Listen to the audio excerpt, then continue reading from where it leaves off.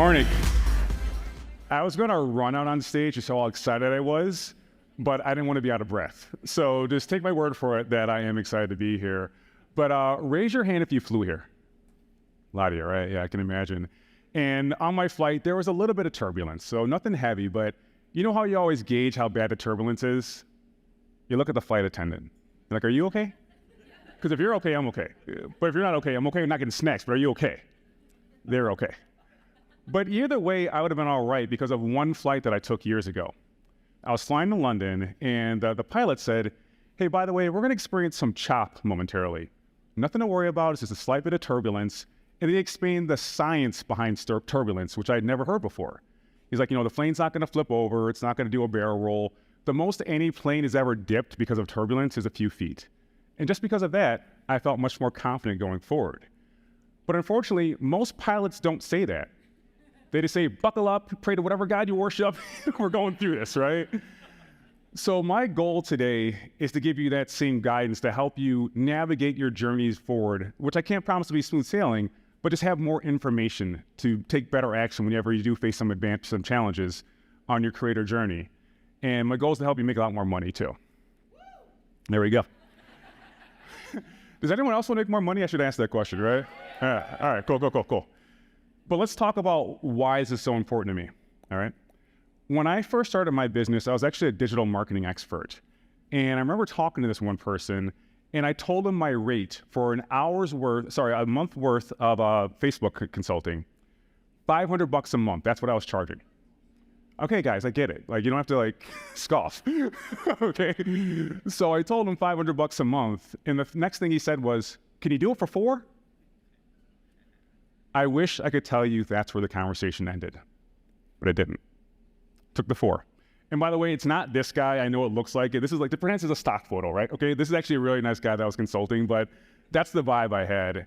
And that's what I want to help you avoid, right? I want to make sure you get paid your true value. Stop making me laugh. I'm trying to be serious, right? So you already know my story well enough. I think the most important part here is the fact that I have 4 kids. And on my end, thank you. On my end, I see money as a way of having more time with my kids, right? That's what money does. It buys you time. So on my end, I want to help you do the same thing by making more money, having more time, and just growing faster, right? So those are the goals for today. Who here, raise your hand if you like photos of cute kids. There you go. So that's my daughter, Bree. And I know, yeah. And she is so excited about this quick housekeeping note. First of all, if you do take any photos of me, please do tag me on social media at @It'sTerryRice. And then beyond that, please use the hashtag #CreatorNetwork for all the events that you go through today. That way we can all share them and save them and spread our best practices that we learned while we're here this weekend, all right? And if you have a moment, if you don't mind providing feedback on my presentation, you can just scan that QR code.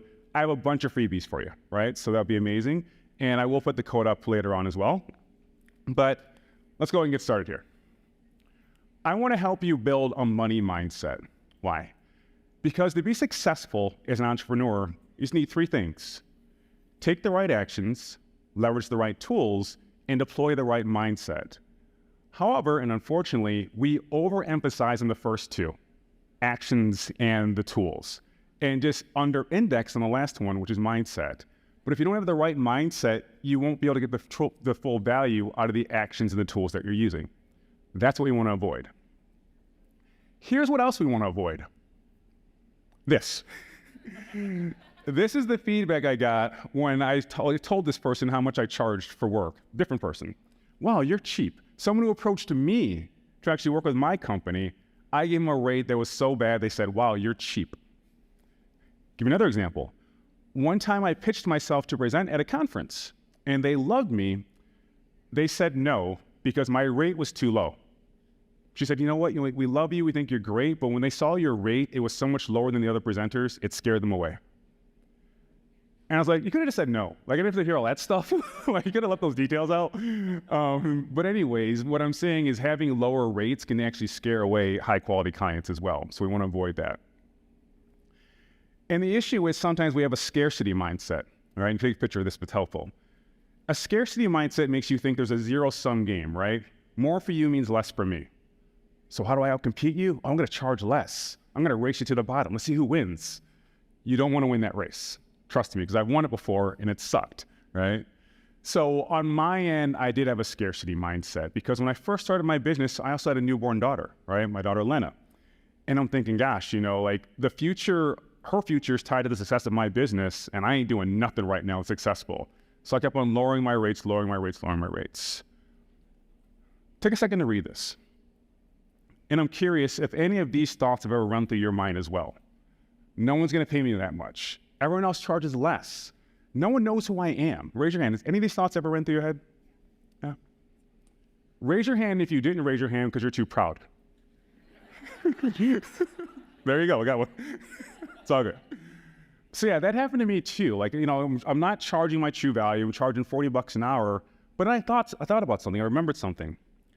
When I worked at Adobe and was on Facebook all day, this is back in 2009, I think.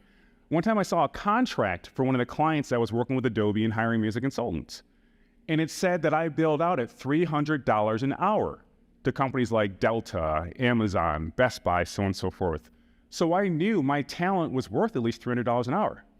I was not getting paid $300 an hour at Adobe, or I would have stayed there. But I knew in my head I was worth $300 an hour, yet still was charging 10% of that when I went independent.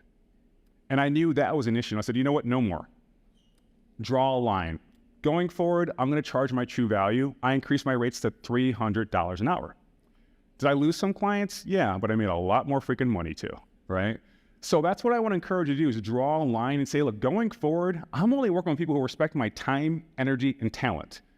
Because me haggling with you over my prices, I could be attracting other people who actually respect me, right? So just say no, right? And don't just say no. I want you to increase your prices.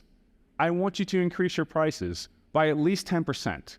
And I want you to do it this month. Why? Because the best time to increase your prices is at the beginning of a quarter. Say, hey, new quarter, new fees, right? But here's what I want you to do. I want you to say to anyone who's a current client or someone who's thinking about being a client, I am raising my prices next quarter. However, you can still lock in the current rate if you put down a deposit now and deploy the services next quarter. If you do that, if you just take this one thing away from here right now, you will make more money. You will activate a lot of dormant leads and a lot of clients who are slow on renewals. Just do that one thing.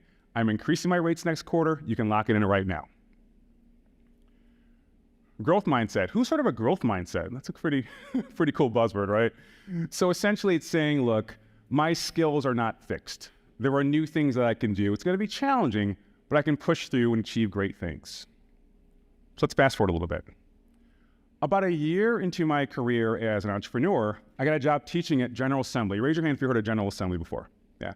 So General Assembly, the school, not like the United Nations. I was not like teaching diplomacy to diplomats and stuff like that. I was teaching digital marketing classes, and I was freaking good at it. Really freaking good. To the point where I appeared on Good Morning America talking about how good I was. There's some other stuff I talked about too, but mostly myself, right? And I was teaching this digital marketing class, an accelerator, 1-week accelerator, that paid $8,000 a week. So again, that same guy who's charging $400 a month is now making $8,000 a week. And I taught that class over and over and over again. I taught it about 40 times over the class of 3 years, right? So 40 times 8,000 is, somebody help me, really? 300 grand, yeah, roughly, yeah. So it's all gone now because I have 4 kids, but we'll get to that later, right? So anyways, I'm making a lot of money, but this one woman came up to me and she's like, hey, Terry, thanks for teaching me how to do digital marketing, but can you also teach me how to run an agency? And I'm like, I don't know how to do that. She's like, well, you have an agency, just show me what you're doing. I was like, yeah, that's a good point, right? So I did that, trained her, she did very well. And then later she said, hey, can you also help my husband? He's a graphic designer, he needs some help. And I'm like, I know less about graphic design than I do about biz dev, but she's like, I trust you, and I know you're gonna do a good job because you helped me too. So I did that. I started doing some biz dev with entrepreneurs, especially if they're in my lane because I felt comfortable. And it came to a point where I started delivering my workshops on the topic of business development. It was great. And I'm going to stop myself for a minute because this is the point where I normally tell you a different version of the story. But yesterday I had an amazing experience at this mastermind, and some really great people gave me the permission and the opportunity to be a bit more vulnerable and more open about a transition that I made. From solely focusing on digital marketing to going in on entrepreneurship. That event was my son dying. And as you can imagine, it hits you, right?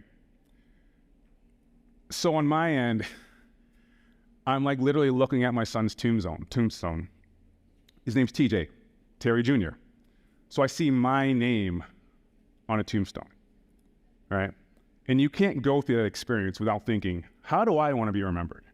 How do I want to live my life? And I was like, you know what?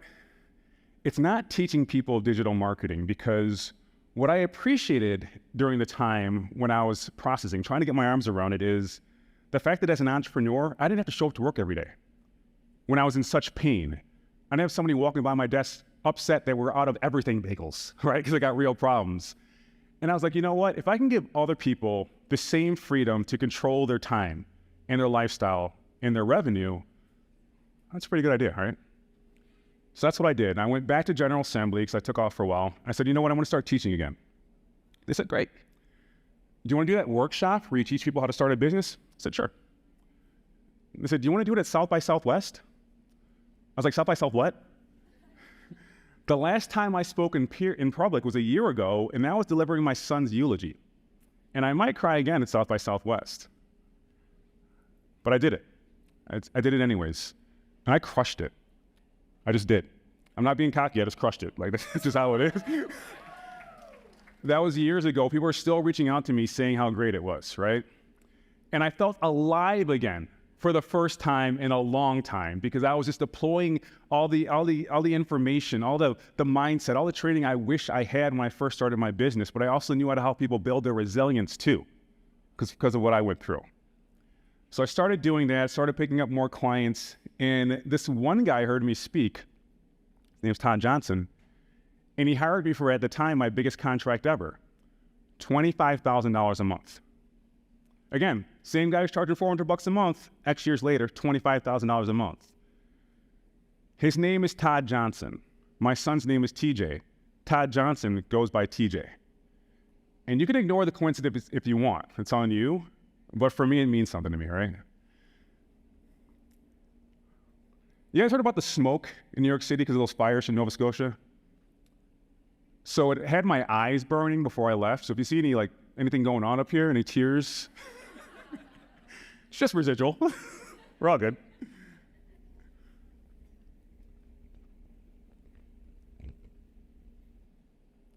So why don't more people embrace a growth mindset? I love this story.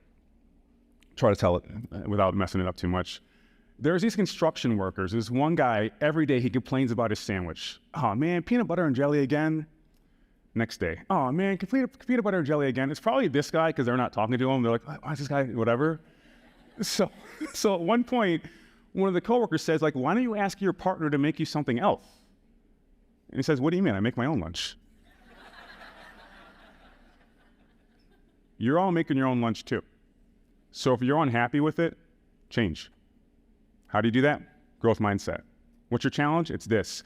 I want you to create a new service or offer that costs 10 times more than your current offer. That was for effect. And if you want help with that, that's exactly what I'm talking about doing my workshop tomorrow, and I hope to see you there. Exponential mindset. You ever heard of this before? Exponential mindset? Yeah. So essentially, when you have an exponential mindset, instead of thinking in a linear fashion, like, oh, I want to grow by 10% this year, 15%, you think, how can I grow by 10x and do it even faster than I might expect to? So let's talk about that. So now we're in 2022. Things are going pretty well. You know what I mean? Like I write for Entrepreneurial Magazine. I have a podcast. I'm speaking on stages around the world. Things are going great. And then all of a sudden, my wife gets laid off. Her whole team got laid off at her company. And I'm now the sole breadwinner for my family, right? And I was doing some research, like how much is insurance for a family of 6 in Brooklyn? It is roughly a lot on the open market. So I'm like, crap, what am I gonna do? And then I realized the answer was actually staring me in my face, my wife. I said, you know what, I got an idea. how about me and you start a new service? And the goal of this service is to replace one bill with it. That one bill is our daycare bill, which is $4,200 a month. I know, guys, you don't have to rub it in, right? So we created this workshop which solved a very common problem for my audience, which is not having a good offer to deploy. But I said, you know what, you're gonna run this thing, because for months she's been trying to get a new job, and a lot of people, and I'm sure you're gonna experience this before too, they're passing her up, right? They don't respect her talent. They're like, oh, you don't have this experience or that experience. Or honestly, sometimes as a woman with 4 kids, people don't wanna mess with you. And I realized, well, hell, I'm a hypocrite, because I have this very talented person sitting right next to me and I'm not leveraging her. So I said, you know what? You're gonna run this program. You're gonna do all the marketing, you're gonna do all the engagement and the sales.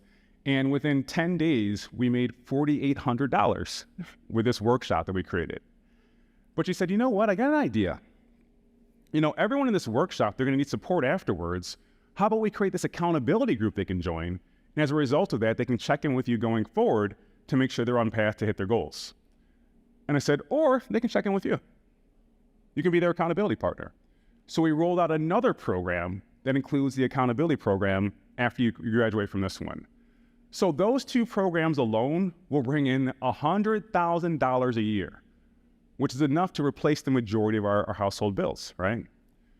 But it shouldn't take a crisis for you to do stuff like this. Because you notice every time I have this breakthrough, something horrible happens. Let's be proactive today. Can we do that? Raise your hand if you can be proactive. Let's do that. Yeah, can we be proactive today? So how can you grow faster? It's a few ways. You can buy time. And I wish more experts would do this. Just hire someone to handle admin tasks, right? Start writing down stuff you hate doing and then find someone else to do it, right? So the way I think about it is pretend you bill out at $100 per hour. Anytime you're doing something that you would not pay someone $100 an hour to do, stop freaking doing it. Find someone else to do it. Go on Fiverr, right? Don't waste your time, energy, and talent. You can also buy speed. Raise your hand if you're a coach or a consultant. Okay, a lot of you. Not you guys, but a lot of coaches and consultants are hypocrites. I'll tell you why. Because the whole business model is based on exchanging talent and information for money to help your audience grow, yet you will not pay someone else to help you grow. I never freaking got that. So I'm not saying you guys, I'm just saying the general.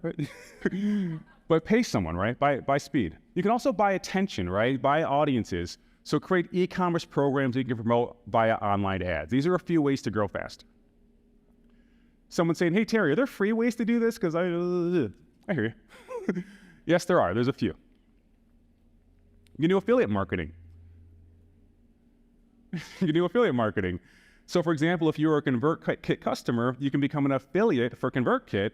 Therefore, every time someone clicks through your link and signs up for ConvertKit, you get money for it. Is anyone an affiliate here? Who else is an affiliate? Good, because you know what? It offers recurring commission. So every month that person's using the platform, you keep on getting paid, right? So start now, because for years, you're gonna have that recurring revenue coming in. Also public speaking, right? So find masterminds or opportunities to speak in front of audiences, because often that's one of the best ways to get clients, right? You're using someone else's audience, right? So oftentimes when you're speaking, someone might hire you.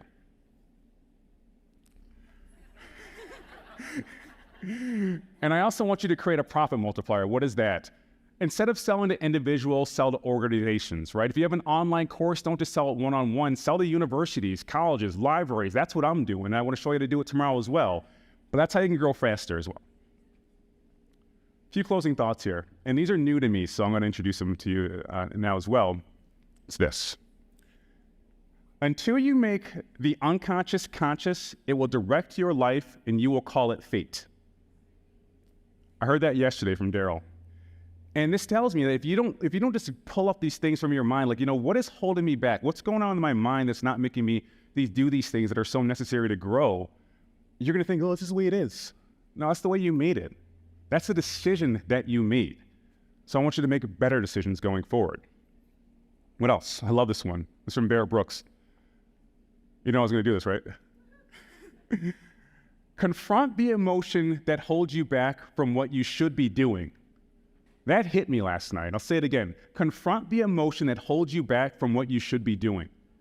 So we're all here to learn, right? We're all here to learn something. But if you don't confront that emotion, you won't take action on what you've learned. And one of my favorite quotes is, knowledge uninvested in labor is wasted. So if you don't learn today and apply tomorrow, you've wasted your time and your money. On a more positive note, I'm very glad to be here today. I appreciate this so much because by you listening to me, by listening to my stories, you allow me to expand the legacy that my son TJ has created. And I wouldn't be here without him. I truly believe every moment I'm in is a result of what happened in my life and him dying, but he's going to live through my words.